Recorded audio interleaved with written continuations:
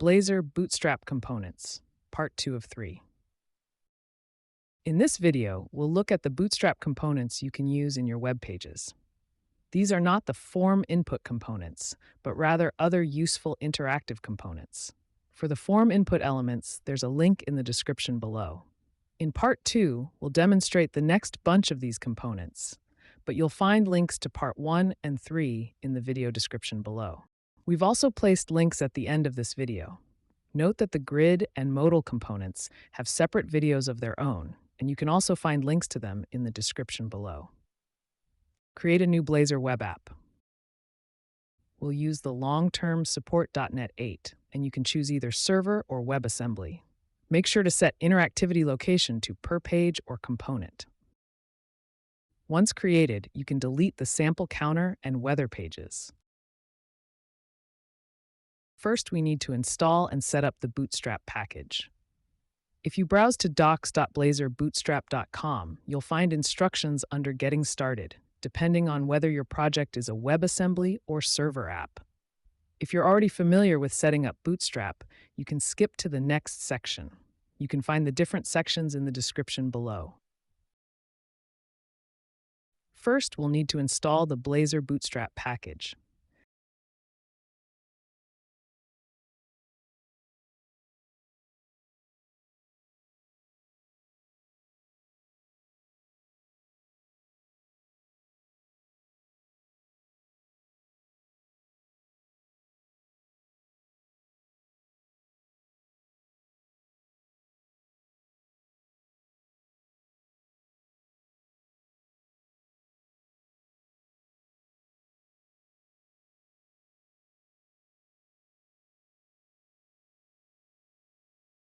Then, from the instructions, copy the CSS references and paste them into the head section of your app.razor file.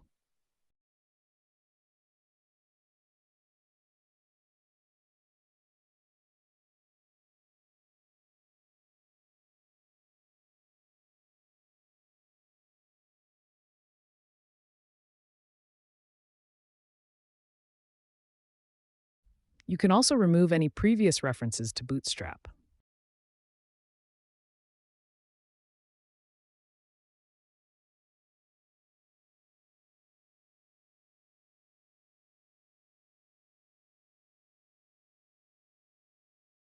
Also copy the script references from the instructions, and also add them into the app.razor file, just after the web.js reference.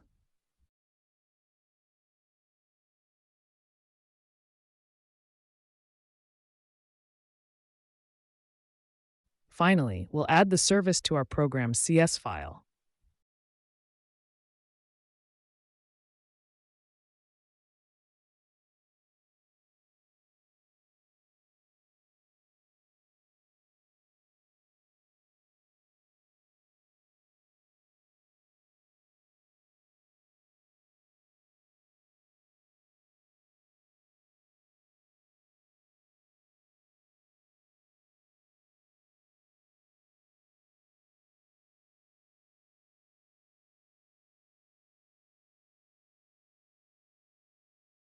And add a using statement to the imports file, so we don't need to repeat it in our page components.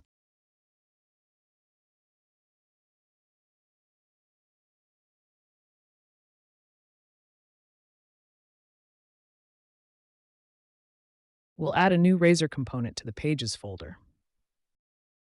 Our first demo will be the Confirm Dialog component, so we'll call it Confirm Page. We'll add the page directive to give the component a URL, and set the render mode to Interactive Server so it can respond to user events. In navmenu.razor, we'll add a menu link to the new page and change the icons to actual Bootstrap icons. You can find the full list of icons at icons.getbootstrap.com. In the navmenu.razor.css file, we adjust the CSS in the BI class to accommodate the Bootstrap icon sizes. And just to be a bit fancy, we'll add links to the pages in our homepage. With the navigation stuff out of the way, let's look at the Confirm Dialog component. Before we can show a confirmation dialog box, it must first exist. So we add a confirm dialog element in our HTML that references a confirm dialog variable in our code. Then we added a button to call a method to show the dialog box. In the method, we create a variable to hold the result from the dialog box. We then show the dialog box with 3 arguments. The title is obviously the title of the box, and the 2 messages will be displayed inside the dialog box. If the confirmation is true, then the user clicked the Yes button. Let's see this in action.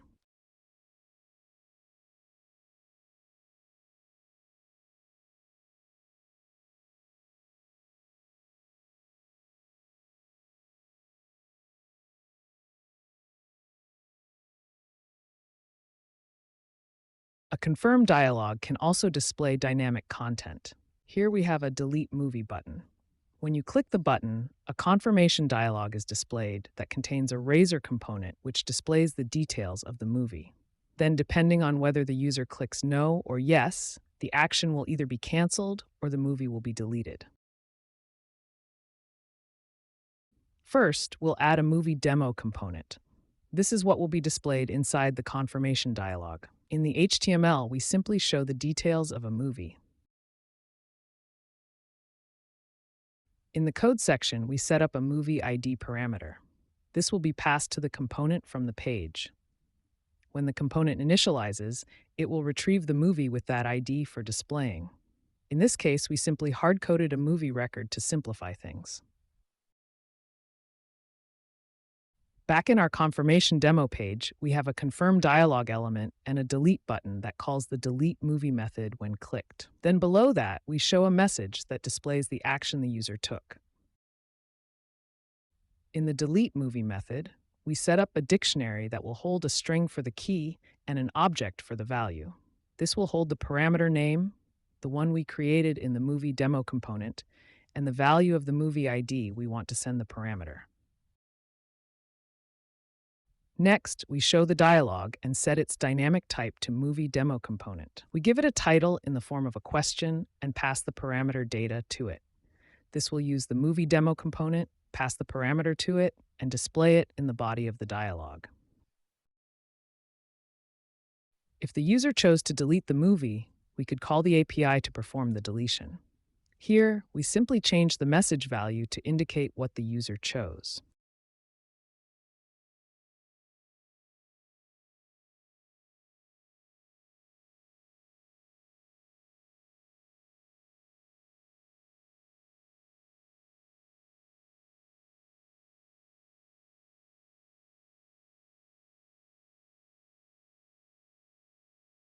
You can change the text and color of the 2 buttons by setting up a confirmation dialog options.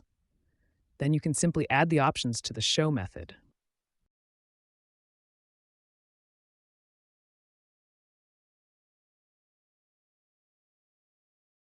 Some other options you can set is vertically centered to center the dialog box vertically, is scrollable to show a scroll bar when the content is larger than the dialog box, an autofocus yes button. Set this to false to avoid setting the yes button as the default button. To demonstrate the scrollability, we added an extra big element to the movie demo component.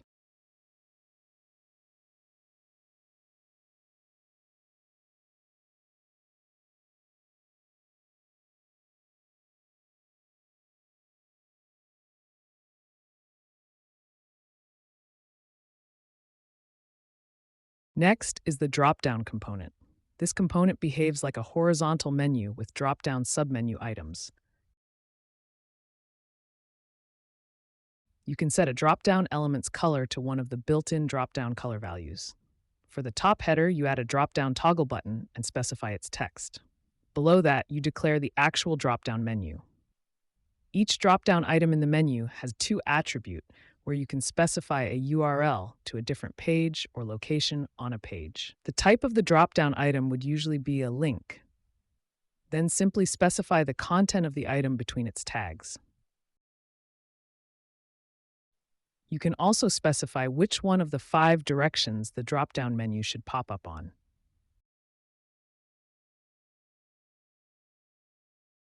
There's drop end, which will pop up at the end of the button. Drop up centered, which pops up in the center above the button. Drop down centered, which pops up in the center below the button. Pop up, which pops up above the button aligned with the left side of the button.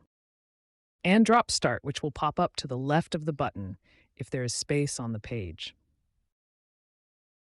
Keep in mind that when using pop up, there must be space on the page above the button, otherwise it will default to popping down. You can disable the entire dropdown or just disable one of the dropdown items. Also, you can set one of the items as active.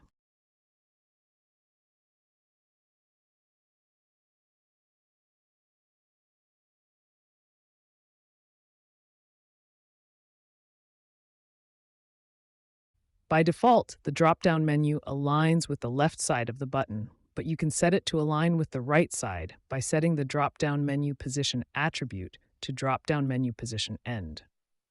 Also, if you like, you can add headers and dividers inside the drop-down menu.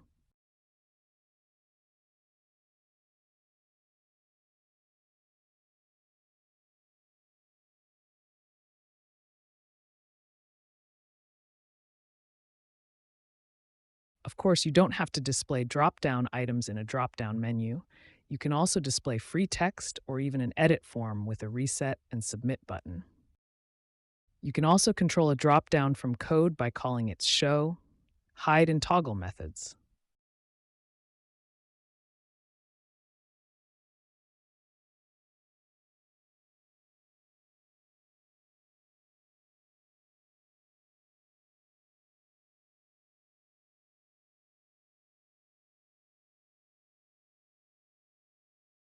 Finally, there's the usual events: hiding, hidden, showing, and shown. Here, the events call methods to add a message to the events list which is displayed.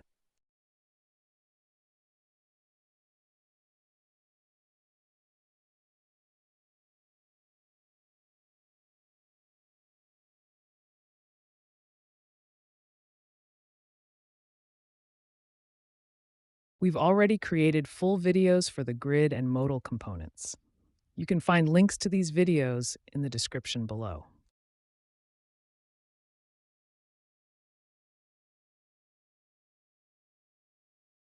The off-canvas component can slide in from an edge of the page. Here's an off-canvas that slides in from the top, showing a title and a paragraph, and an off-canvas that slides in from the right that shows another razor component. In our off-canvas page, we created two off-canvas elements, which reference off-canvas variables in the code. The first off-canvas has a title attribute, and we set its placement attribute to top. The second off-canvas element will show the same movie demo component we used in the confirm page, and by default, it will slide in from the right. You can either click the X or outside the off-canvas to close it. We added 3 buttons to demonstrate how to show and hide the off-canvas components. The first show off-canvas top method simply calls the element's show method.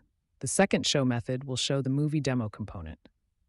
Because the movie demo component takes a parameter, we need to create a dictionary that will hold the parameter's name and value. Then we can call the off-canvas element's show method and set its dynamic value as the movie demo component type. We pass it an argument for the title and the parameters we just created. The hide all off-canvas method simply demonstrates how to hide an off-canvas element from code. Let's add another off-canvas, but this time we set the use static background attribute to true. This means the off-canvas will not close when you click outside of it. Then we added a body template for its content and a footer template to show a button to close this off-canvas. In line 31, we added a button that calls a method to show the static background off canvas. When you show this off canvas, you can no longer click outside of it to close it. You will have to use either the X or the close button we provided.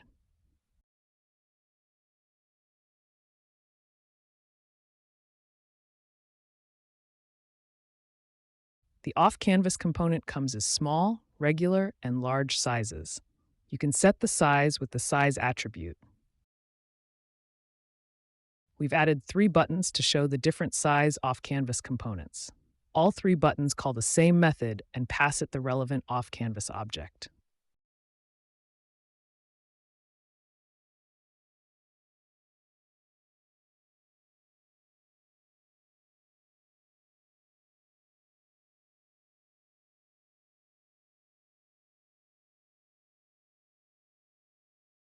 Lastly, there's the callback events. We added another off-canvas with its 4 callback events. The methods will add the event names to a list. There's a button to show the off-canvas and an unordered list showing the events.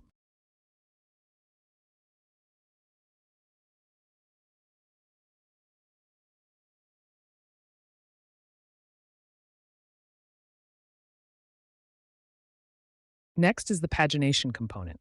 This allows you to navigate through a big collection or grid element that you want to break down and display in pages.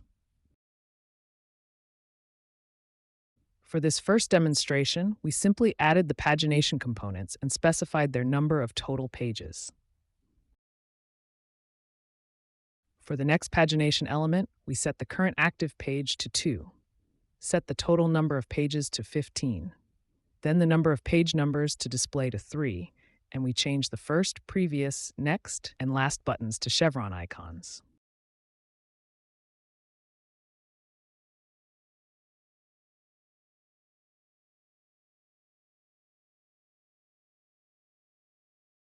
You can set the size of a pagination to one of the 3 pagination sizes: small, default, or large.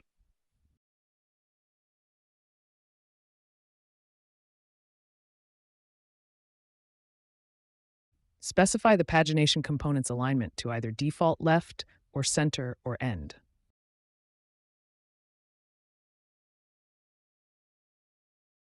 But how can we use this navigation element? For simplicity, we'll just use a list called All Items that holds the entire collection of items. Of course, this could lie in a database or some online service. We create a View Items list that will only hold the items we're going to display for a specific page. And of course, we need the current page number. When the page initializes, we generate 20 items for our All Items list. Then for the View Items, we first skip over previous page items based on the current page number and get the next 5 items. In our HTML, we display the 5 selected view items. Below that, we show the pagination component with a total of 4 pages. And on its page changed event, we call a method. The method set the current page to the newly selected page, and again select the next 5 items to view based on the current page number.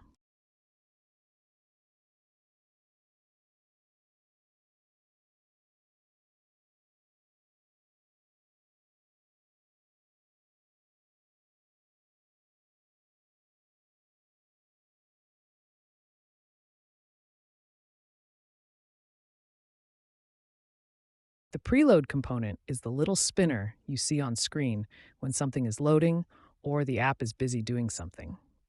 To use the preload spinner, you must inject the preload service. Then add a preload component to your page.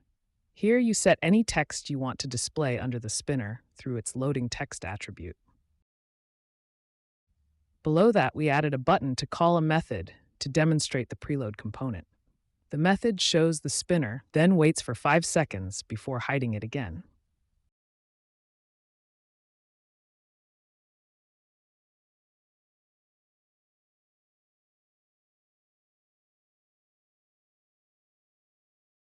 Also, you can change the preload component's color and optionally set new text for it when you call its show method.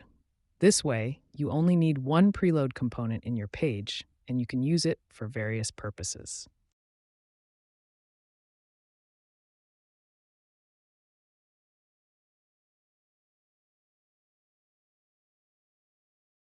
Next is the progress bar. Progress bars can have labels on them, have a solid color, be striped or animated striped. We'll put our progress components in a div with a width of 500 pixels. A progress bar will fill the width of its container.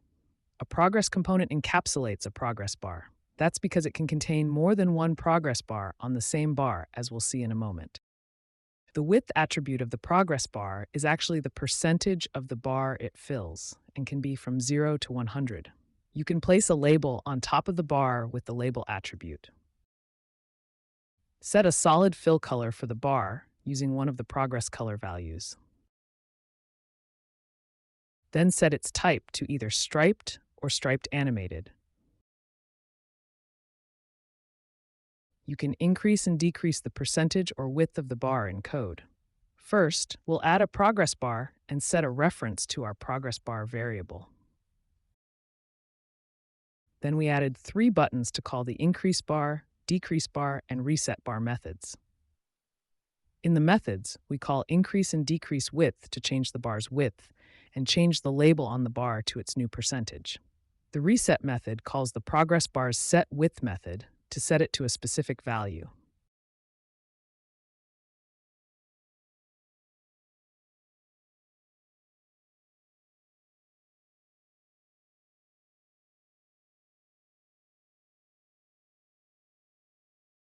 Here we see how you can place more than one bar in the same progress. Imagine perhaps more than one team competing in a game, and you want to display each team's dominance on the same bar. Another attribute you can set is the bar's height.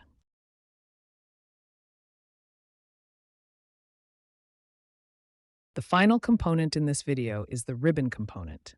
It's essentially a menu with tabs at the top and ribbon items under each tab. The ribbon items can be grouped, and items can have icons and names. The groups are separated by a vertical bar and can have their own text displayed below the group items. First, you'll need a ribbon component which encompasses all the ribbon tabs. Here we use its onClick event to call a method when one of the ribbon items is clicked. The ribbon tab is on the top, and you give each tab a title, and you can decide which one is active. Inside the ribbon tab, you define its content. You group your ribbon items into ribbon item group elements.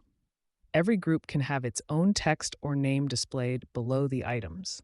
The ribbon items themselves have name attributes and icon specifications. You can set the item to be the first or last item in the group by setting the isFirstItem and isLastItem properties. Set the item's text between the tags or use the text attribute as shown here in the second ribbon item.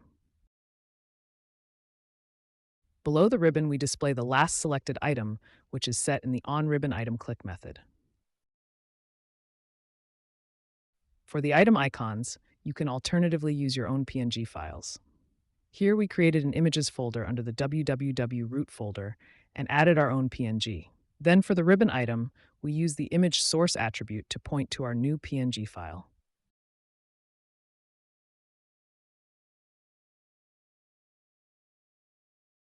Lastly, there's the usual component events: hiding, hidden, showing, and shown. We display a list of these events as they are added by the event handlers.